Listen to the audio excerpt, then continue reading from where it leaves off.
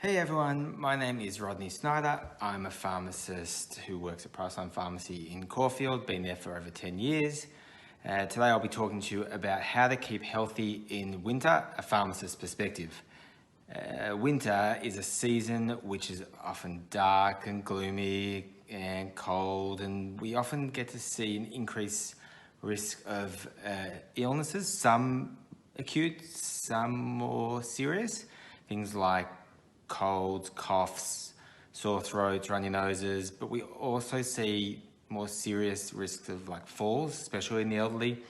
We get to see poor mental health, which especially with COVID-19 and people being more isolated, that's become much more prominent in the community. And coming up to winter, that's something that we just need to be aware of. So today I'm going to be focusing on 2 or 3 main topics. And the first one I'll get to is cold and flu, the dreaded cold and flu. So one of the most common questions I'm asked in pharmacy is what's the difference between cold and flu and how do I treat it? So they're both viruses, they're just different viruses that attack different areas of the body, and some are more serious than others. I've printed out a chart just for different signs and symptoms. So if you have a cold, generally you'll experience things like sore throat, runny nose, but you won't experience muscle aches, fatigue, fever, chills, those type of things. So you can look it up online, or you can always speak to your pharmacist or doctor about different symptoms. But how we treat the cold and the flu is very different. So with the cold, generally most people will try and get medication to treat the cold, but that doesn't treat the cold. That actually only treats the symptoms of a cold.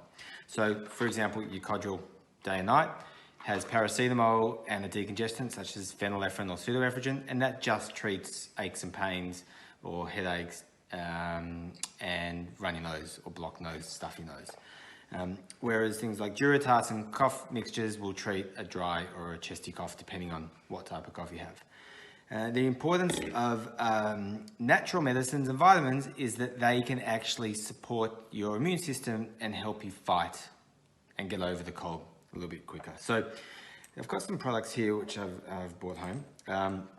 Like Ethical Nutrients Immune Defense, which has echinacea, zinc, which I'll get into a little bit later, andrographis. Andrographis is a really good herb which helps support your immune system, but also minimize the risk of the virus taking hold over your body. And Armour Force is a great one. A lot of people know Armour Force. That's also got andrographis, but it's got olive leaf as well. So there's lots of different combinations. The important thing is though, that even though it is a herb, and it has vitamins, they still do have interactions with certain medicines and medical conditions. So if you're on immunosuppressants, such as prednisolone, or you have blood thinners, aspirin, warfarin, those type of things, even some certain blood pressure medicines interact with andrographis and some other herbs, you should definitely check with your pharmacist or doctor before taking them. One product which I recommend all the time for a sore throat, and I even use myself, is iodine gargles, betadine or the generic. Iodine's a powerful antiseptic. It gets rid of microbes, viruses and bacteria from your throat area, and it can minimize the severity and longevity of a sore throat and a cold even. It's very important to get onto this early. If you use it just as you feel a sore throat coming on, that's when it is its most effective, and I swear by it. Other products which you can use to boost your immune system or help you get over your cold would be like things like Manuka honey. I haven't got it, but mushroom complexes. A lot of people are using different combinations of mushroom extracts because they're very powerful in supporting your immune system and great antioxidants as well. I also wanted to discuss vitamin C. Now, a lot of people take vitamin C to reduce the severity and symptoms of a cold. And I just wanted to discuss 2 main points. I don't want to get into the clinical side of vitamin C. The important points with vitamin C would be what you're taking and how much you're taking. So in pharmacy, I often see people come in and say they want the largest quantity of vitamin C and the cheapest vitamin C. Vitamin C in an ascorbic acid form is poorly absorbed. So a lot of the cheaper products on the market have that form, and it's not readily absorbed, so it doesn't get into your body well. It is worth speaking to the pharmacist or another healthcare professional about what type of vitamin C you're going to take and sometimes paying a little bit more, it allows the body to absorb much more of the vitamin C that you're taking. It's also important to take the right dose. I often see people asking, oh, can I have a 250 or 500 milligram vitamin C and I'll just take one a day? This is often not enough. A lot of the studies have shown that you need a higher dose for a short period of time. So say 3 grams a day, sometimes even more. It's important though not to take that for a long period of time because vitamin C can also cause side effects at high doses. Side effects such as stomach upsets, reflux, gastric upset. Important to know as well, it also can cause kidney stones as well at high dose for a long period of time. So do have a chat to the pharmacist about that as well. Now the flu, which is a much more serious infection, that led to close to 1,000 deaths in Australia last year, and between 250 to 300,000 cases were diagnosed. So it's very important for us to prevent the transmission of these viruses, just as we're doing to prevent COVID-19 transmission, we should be doing to prevent influenza transmission. I do want to discuss 2 important points with regards to the influenza vaccine. Now, I'm not here to push the agenda of vaccinations, but I did want to make you guys aware that it is important if you have certain medical conditions or if you're immunocompromised or take multiple medications, that you speak to your pharmacist or doctor about the pros and cons of vaccination. And many people, and I think this is a big concern, had their vaccine quite early in the flu season, late March, early April.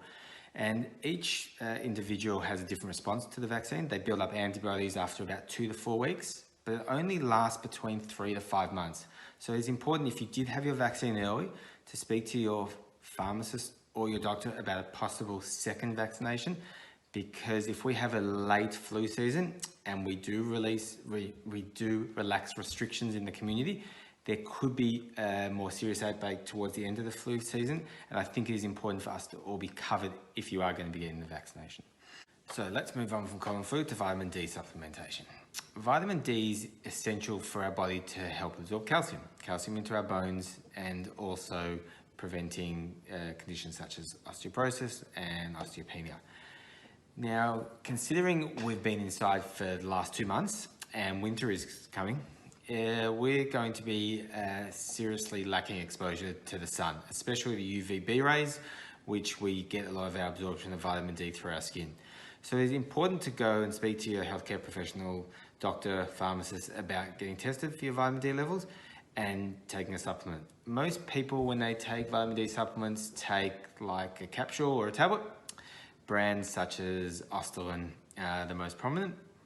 A lot of people don't want to take many capsules. Sometimes if you're deficient, you need to take 4 or 5 capsules a day. So there are other formulations on the market, and that's what I wanted to show you. I have a couple here. One is in a drop form, which is very easy to take. It's vanilla flavored, and 1 drop is equal to 1 capsule. So if you're deficient and you need to take 5 capsules, 5 drops will assist with that. Or there is a spray.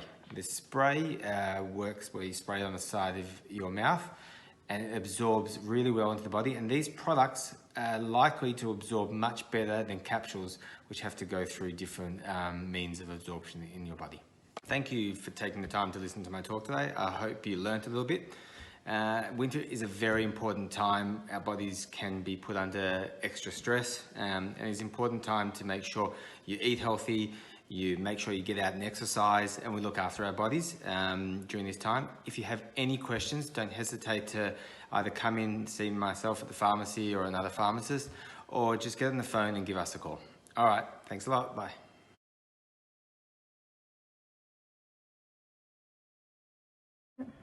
Hi, I'm Kirsty Segal, and I am going to make mushroom risotto tonight. So first off, we have cut up some onion, a mix of red and white onion, just 1 onion, a couple of stalks of celery, a clove of garlic, and some finely chopped rosemary.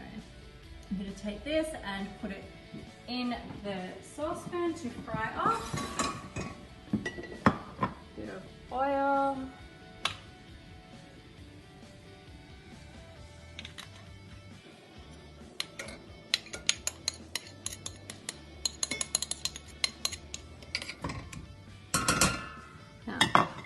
while that is frying, I have got some hot stock here.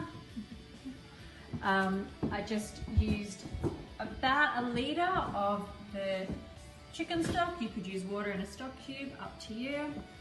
I have about 500 grams of sliced up mushrooms and 300 grams of arborio rice. You need to use the arborio rice to get the nice creamy consistency of the risotto at the end. I'm just going to give our vegetables a stir.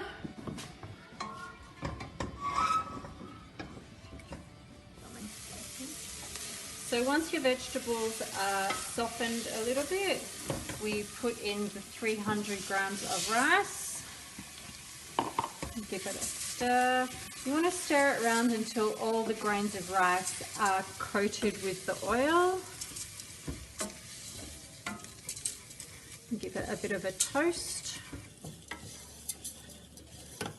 Okay, so now at this point, some people add a glass of wine or something like that. I'm just going to use a bit of extra stock. We'll put in a couple of spoonfuls. You need to stir that until all the stock has been absorbed by the rice. We're going to keep adding stock gradually, a couple of spoonfuls or a ladleful at a time, and stirring until all your stock's absorbed. It'll probably take about 15-20 minutes. You can leave it a little bit, but you need to stir it most of the time to get the creamy consistency that you want from the rice. So the idea is that you're stirring and all the starch is being released from the rice.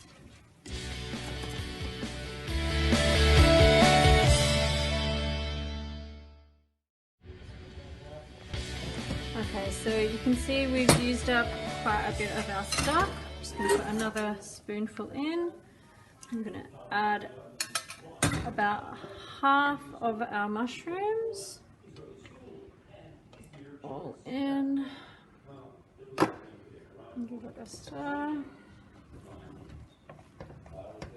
The rest of the mushrooms I'm going to put in the frying pan for a few minutes, and then we're going to put them under the grill to crisp up to serve on top. Put a bit of oil. And tip the rest of the mushrooms into the fry pan, and I'm just going to put some extra garlic on top, and half the thyme leaves, so it's probably half of a small bunch, 3/4 of a small bunch. Give them a stir. Just going to leave them there to soften up for a few minutes while I keep stirring the risotto. Once the mushrooms in the fry pan are soft, I am going to put them into a fairly hot grill just to crisp them all up.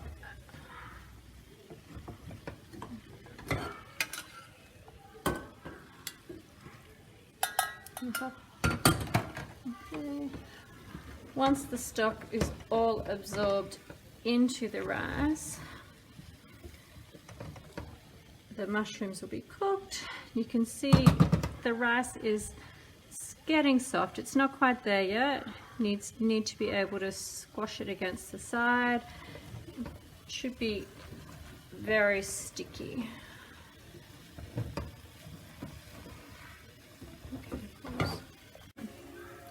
Okay, so you can see that nearly all the liquid has been absorbed into the rice, and it is quite soft. Okay, I'm just going to add a small handful of chopped up parsley and some thyme, and about 1 to 2 tablespoons of grated Parmesan cheese. Just leave a little bit of parsley for serving.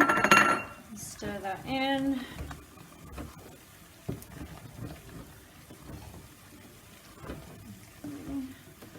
can see the mushrooms are quite soft, so I'm going to take them over and put them under the grill.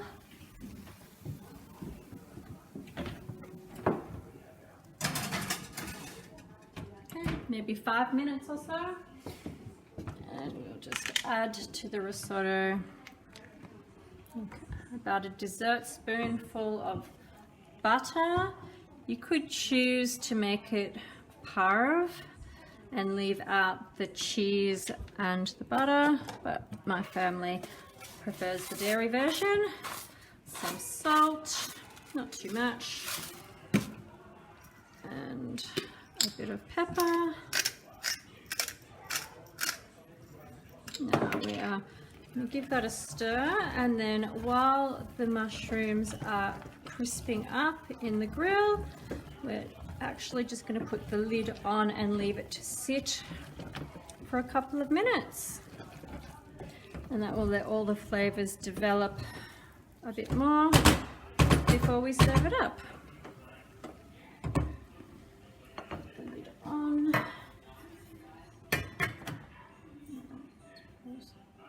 Alright, so the mushrooms should be done by now. They're fairly crispy. Take them over here. We're going to serve everything up. Okay, so we're just going to serve our risotto up. Give it another stir. Put a pretty generous amount into our bowl.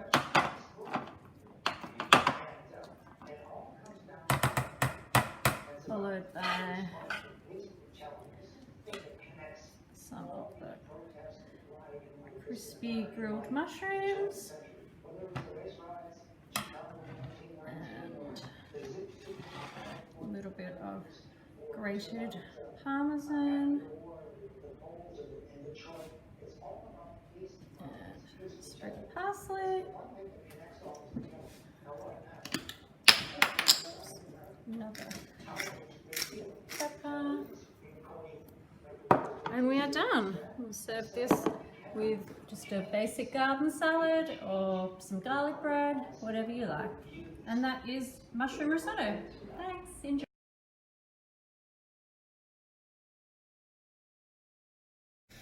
This week's Parsha is the longest of the year.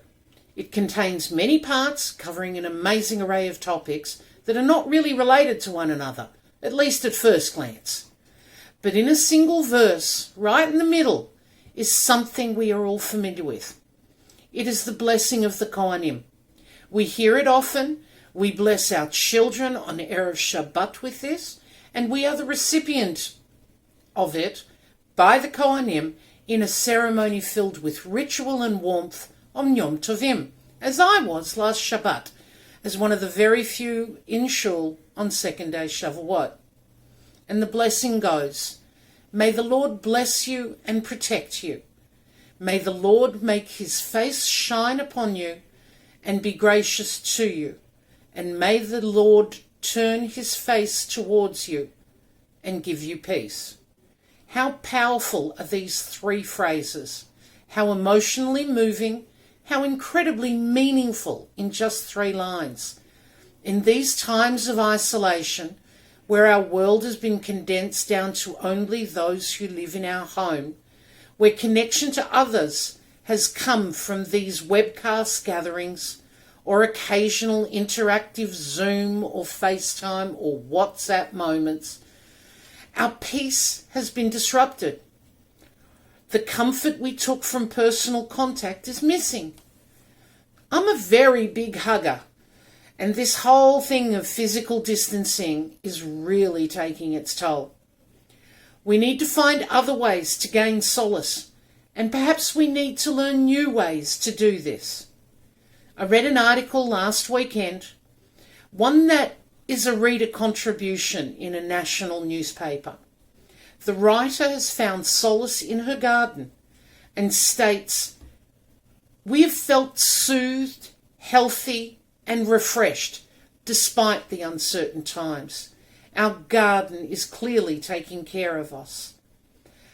Hashem in this parasha is also taking care of us He's providing us structure in uncertain times, and even more importantly, blessing us with these lines.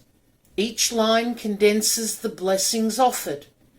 The first, the more general, a global blessing. Then directing it towards the individual, and finally giving that blessing to the individual. We have all seen the slogan, "We are all in this together." I hope that it is true. I watched in horror early in the lockdown, the hoarding and the panic at the supermarkets. The empty shelves were so very depressing. And for those of you who know me, it takes a lot to depress me. But with joy, we have all watched the changing attitudes of our very changed society. These are evidenced in the shelves in the supermarkets not being ransacked and emptied. The smile on the face of the person walking down the street past you, even as they step away, even as they step away, so that you can pass with the correct distance between you. Or the chat that you have with the checkout person behind their perspex screen.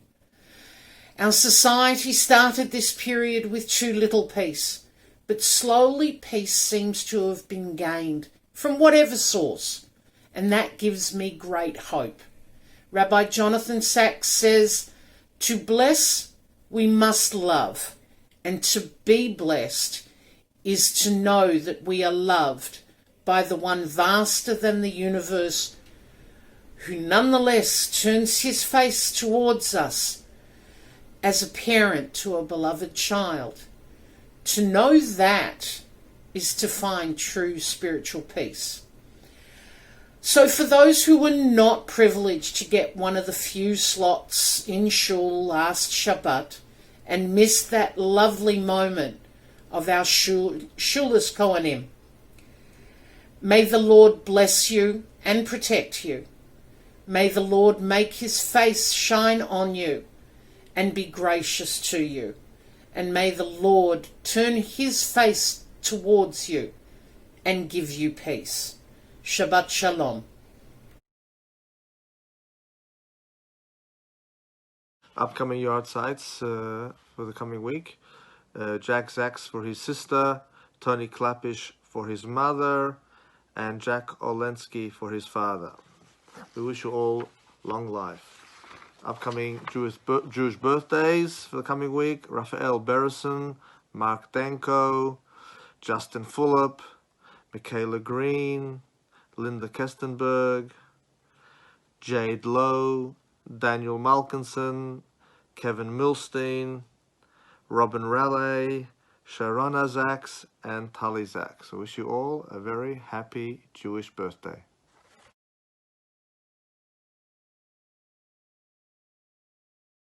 One of the discussions of this week's Parsha is about the Nazarite.